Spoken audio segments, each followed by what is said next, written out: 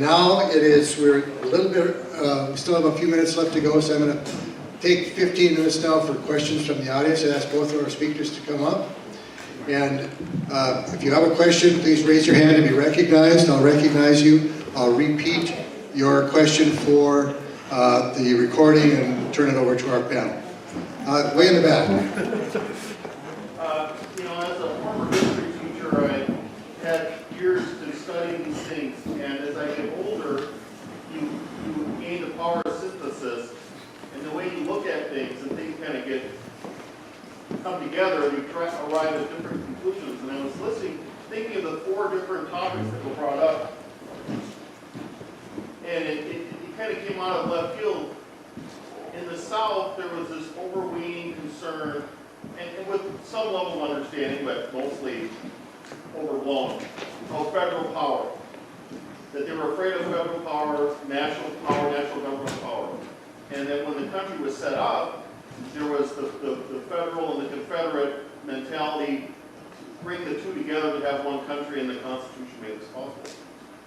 Then it occurred to me that while these may be real concerns, those that were the strongest proponents of slavery and sectionalism gained the most power from federal power, and you're nodding, smiling. I had the exact same journey. Because I was talking to my daughter about Fort Snelling and the Dred Scott decision, and how important that was, and that the federal government, in a certain sense, I say this a little kind of tongue-in-cheek, it almost made the Civil War inevitable because a Southern Democrat, Southern judge, Roger Butani, and the rest of the court turned the Dred Scott decision, which overthrew the Kansas-Nebraska Act and the fugitive slave law thing, so that it empowered the federal government to go everywhere, and potentially slavery should go everywhere. So the thing that the Southerners feared the most, the overwhelming federal government, which was their greatest ally, but also, in a certain sense, it made the Civil War inevitable. Because it got the North very upset that everything that they thought, like, you're safe in Minnesota, but now U.S. Marshals could come and take 3 black men out of the streets of St. Paul, Minnesota, in theory, or something like that. And I just saw that interesting kind of contradiction there. Thoughts? I don't know, I think there's a question buried in there. I'll leave it to our speakers to interpret. So the trajectory that you're describing, that you came to this trajectory after years of teaching so exactly accords with my experience. I knew nothing until I had to teach it. That is how I figure everything out. And so what teaching it finally revealed to me over years and years is that actually those who become Confederates are not against central federal power. They're against it in somebody else's hands. So Jefferson Davis is actually he is a big believer in the central power of the federal government. He had every reason to be. He was in that federal government. He was the Secretary of War when he served as a senator from Mississippi. He was a constant voice for more federal power, not less. What happens is that this new guy means, wait a minute, exactly as you said, this strengthened central power on somebody else's side is something that we have to worry about. So if you want to find the most centralized national government in the history of what is now the United States, I would like to introduce you to the Confederate States of America. That government is the first to institute a tax, the first to institute a draft, manages to get copper from whiskey stills. The U.S. government today couldn't figure that out. I mean, the Confederacy is an enormously centralized state. Now, in fairness, it also was fighting a war, and wars do that. But my own trajectory has really sort of followed yours, that are there Confederates who have a genuine principled objection to central power? I'm sure there are, but they are not the guys running the show. The guys running the show are those who were believers in central power, but had clear ideas about how it should be used. What you're saying makes it, I think one of the classic examples for me that I sometimes use with my students is that like states' rights is usually the, we hear about this most often in the context of southern states saying, like, no, we have a right to slavery. Slavery is a state issue. We can have slavery if we want. You cannot have slavery if you don't want. But of course, like, after the passage of the 1850 Fugitive Slave Act that made it much easier for, legally speaking at least, for southern slavers to recapture people who had escaped freedom, many northern states started passing laws of their own that effectively stymied this process. You know, you can, it may be a national law, but we can make it pretty difficult for you to enforce that in our state if we want to. And, you know, Southerners start crying foul, saying you can't do this. And they're like, no, states' rights, dude. we can make our own laws in our own state, and you can't say anything. So, like, you know, it's not, you know, there's a lot worse things I could say about Southern enslavers than they're hypocrites. But it's, you know, I think it's a useful thing that, like, just because, like, you know, someone goes around saying, these are my principles, this is what I stand for, like, you know, again, one of the things you do as a critically thinking person is like, well, do your actions line up with that, though? Because it seems like when other people are using states' rights in a way that you don't like, suddenly it's all about national power, and you gotta respect the law, and, you know. So this is something, and you made me think of this again as an example I like, you know, using with students of my own to highlight, you know, there's a contradiction here. Just because they say they don't like national power, yeah, as Dr. Manning says, it mostly mean they don't like it when someone else has it and they're doing something with it that they don't like. Very good. Ma'am, in the yellow shirt. How did the Simpsons explain the Civil War? It's a kind of funny. Apu is trying to get American citizenship, and at the end, his like last question is, they're like, okay, what was the causes of the Civil War? And he says, you know, actually there are multiple causes. Beyond the conflict between abolitionists, the anti-abolitionists, there's numerous economic factors. And the guy's like, just say slavery. Slavery it is, sir. And like, gets the citizenship. Mark. Have you come across the issue that Lincoln raised in the Lincoln-Douglas debates about the Southern leadership wanting to find a second Dred Scott case that would hold that the free states prohibiting property enslaved violated slaveholders' right to property because it deprived them of property without due process of law, based rationale for the Dred Scott decision, that the Southern leadership was looking for that kind of a case to make slavery a national institution. You want to talk about 11 versus New York? No, you go ahead. Okay, yeah, I think, because I'm pretty sure we're going to say the same thing here. The case existed. It was called Lemon versus the state of New York. And it was on the docket for the Supreme Court. It was coming, the Supreme Court had it. It was going to hear Lemon versus New York. So arguments are written. And more than that, Roger B. Taney had written a decision. Now, the case hasn't happened yet, but it's coming. Roger B. Taney had written a decision for that case. And guess what he decided? Lemon was right. So for many, many years, and this was, I think it was Don Fehrenbacher who discovered, That sounds right. yeah, it was Don Fehrenbacher who discovered that in the 1990s when I was in graduate school.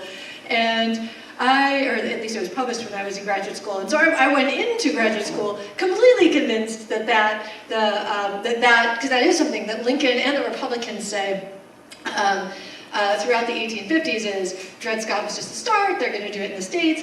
And I thought that was Republican hysteria. And then comes the Roger B. Taney case, like, ooh, maybe not. So why don't we know this? Why didn't Lemon versus New York happen? Because Lemon was a slaveholder and a secessionist, so once secession happened, Lemon hightailed it and didn't ever, the case didn't go because he didn't recognize the US Supreme Court anymore. But what I had thought was not just hypothetical but hysterical, as it turns out, was on the docket. I'll just mention this, you know, to the point of, being illegally deprived of your enslaved property as a violation of the Constitution. As people pointed out when Dred Scott came down, that like we've been doing this for a long time. Like ever since 1808, the international slave trade in the United States had been illegal. If you show up in an American port with a ship and you're like, hello, I have a bunch of enslaved people here from Africa that I'd like to sell to you, you are a criminal, and your property will be immediately confiscated. You know, like if you break the law, you can have your property taken. That had been the punishment on the books for illegal slave importation for decades. But suddenly they would like to argue, actually, no, if you're an American with a slave here and you break the law by bringing them into a free state, that's going to have different rules. So people pointed out at the time, like, this logic doesn't really make a lot of sense, actually. Like, you got to argue we've been doing things completely wrong for years if you want to make that argument. Which only proves that we all want God and the law on our side, right? That's why we need good lawyers. Any other questions? Yes, sir. Ma'am, excuse me. Okay. Couple of things. You touched on it earlier, the draft riots.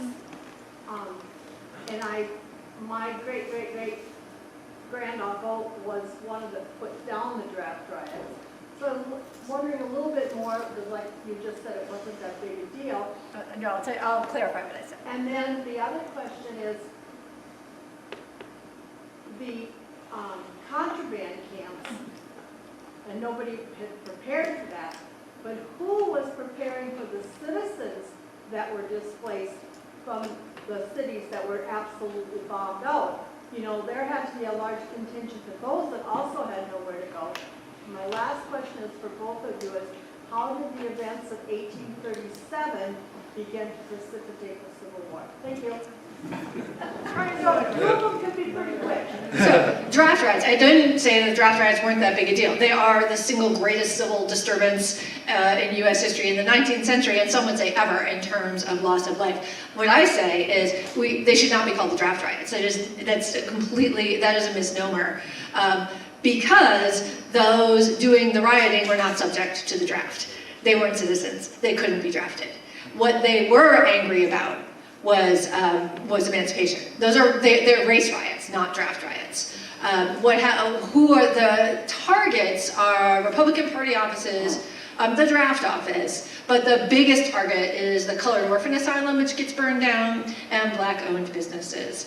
So when I said, well, the draft riots, I did not mean that the draft riots weren't a big deal. I meant that the draft is not, the draft doesn't explain the riots. What explains the riots is deep-seated racial animosity that is still existent in northern cities more than the countryside, but in northern cities, and particularly people who are at the bottom of the economic ladder there, who are really operating on logic not entirely dissimilar from non-slaveholding Southern Confederates, that as long as slavery exists, there's a floor that I can't go beneath. And if slavery goes away, I can fall beneath that floor. And if you're a recently arrived immigrant, and most of the rioters were, and that's not subject to the draft, you are, however, in the bottom of the economic ladder. And so the institution of slavery going away, and a war to do that, is not popular among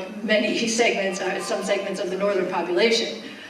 One of the chief ones being Irish immigrants in New York City. So that's what I meant. Yes, they were a big deal. I think that it's a euphemism to say that it was over the draft. What was the second question? What happened?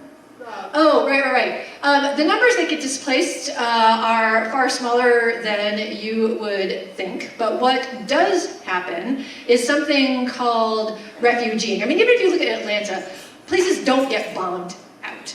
Richmond blows up at the end of the war because departing Confederates set fires, for sure, and that happens to some degree. But there is no city that's totally bombed out. That simply, nobody has the firepower to do that. Did you see Gone with the Wind? But what does happen? There is a phenomenon. There's a phenomenon in the Confederacy called refugeeing, where what people do is they up stakes, usually not because anything's bombed out, but because the Union's coming, and they're afraid of what that means. And so they up with themselves and as many, if they have slaves, as many as they can force to go with them as possible. And they go as deep into the Confederacy as they can. So by the end of the war, there's a whole community in Texas of Confederates from other states who have refugeed, and they use that as a verb, which is amusing, but they have refugeed to Texas. And it's a thoroughly disillusioning experience for everybody because they don't like Texans, and Texans don't like them. And so it actually, it is its own very interesting story, but the sort of unraveling of connection to the Confederacy that I talked about among soldiers, their connection to the Confederacy, faith in the Confederacy wanes over the course of the war. It does among civilian populations too, because of war hardship, but also for things like that the experience of those who leave their homes and go to a place like Texas and expect to be welcomed with open arms as fellow sufferers and look down on people in Texas because they think that they're not as refined and no one likes to be looked down on, so the Texans don't like them, and we're short of food, why should we share with you? And so there's a social cohesion is strained by that particular social phenomenon. You get another thing? Yeah, sure. To answer your last question, 1837 in particular is the year of Lovejoy's murder, which, yes, I can see how, how do you stretch that forward almost, more than 2 decades in the Civil War.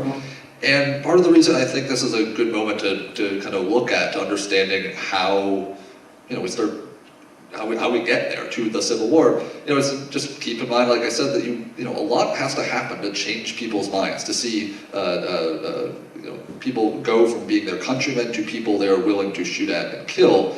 And I think what the Lovejoy incident does in particular is if you just think of Northerners in 2 very, very broad camps, like the people who are pretty committed to opposing slavery and the people who either are fine with slavery or don't care. For the people who are really committed to opposing slavery, Lovejoy is a galvanizing moment. It really, it brings people like John Brown into the fold. I quoted a couple African American newspapers at the time who really felt like, oh man, someone, a white guy is willing to die for our cause. It's a real moment of that kind of helps both fire up energy behind that movement and also really reinforces the stakes that this is going to be a really hard and potentially violent battle. And for people who don't really care about slavery or even actively hostile to Black Americans, somehow a bunch of them have to get on board with fighting the Confederacy. And part of that element, part of what's going on there, I hope I emphasized in my earlier talk, is that many of them begin seeing slaveholders as a threat to them. That Elijah Lovejoy is, he's a white Northerner, a bunch of people might be like, he's a white Northerner like me, and they're willing to kill him over this. Those people are willing to, they're not just trying to enslave people, they're willing to kill people like me.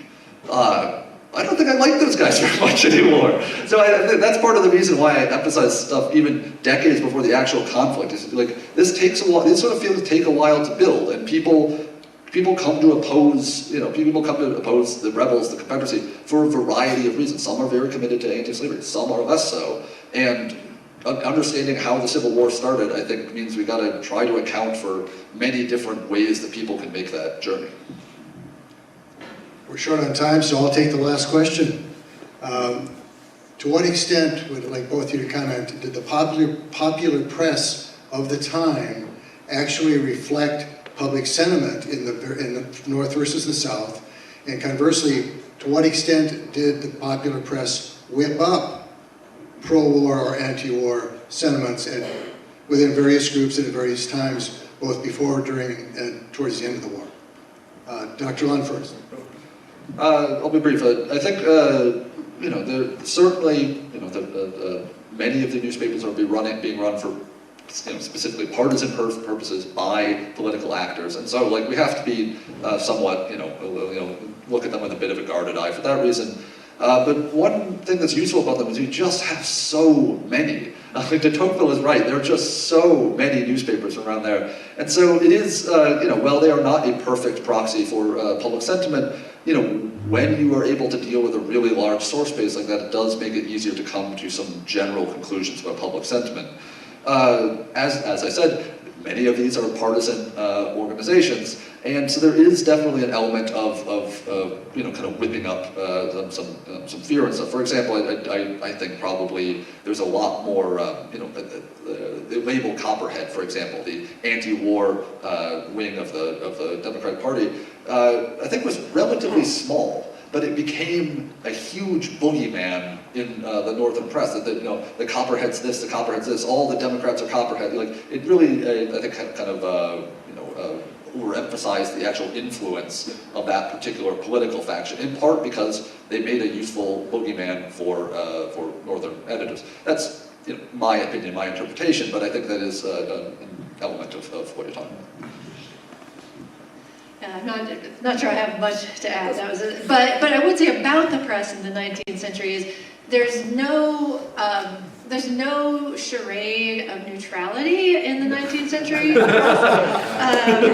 The newspapers exist to be the microphone, the mouthpiece for a particular point of view. It's either a Republican paper or a war Democrat paper, or Copperheads don't call themselves Copperheads, but they do have their own. You know, Vallandigham has his supporters. There are anti-war Democratic papers. There are anti-slavery papers. There are black newspapers are abolitionists. So I would be hard-pressed to find the single newspaper that I could say was the mirror or the reflection of public views, but I think that's actually probably important, that there are always these different shades of opinion, and what's quite striking is the way that where these different shades of opinion converge over the course of the war and where they don't. The other thing that is true is that I do think that all sides do tend to overestimate the numbers of anything they don't agree with. So the number of Copperheads gets sort of exaggerated. The number in the antebellum Southern papers are convinced that the entire, or you would think, whether they thought this, but you would think from the Richmond Enquirer and others that the North consists entirely of dues-paying abolitionists, which it doesn't. So there is that tendency to overestimate anything that you particularly are worried about. But the convergence of these different views over time actually is another reason, that and their enormous number, that makes newspapers fantastic sources. Well, thank you very much, Dr. Manning and Dr. Lund. A round of applause, please.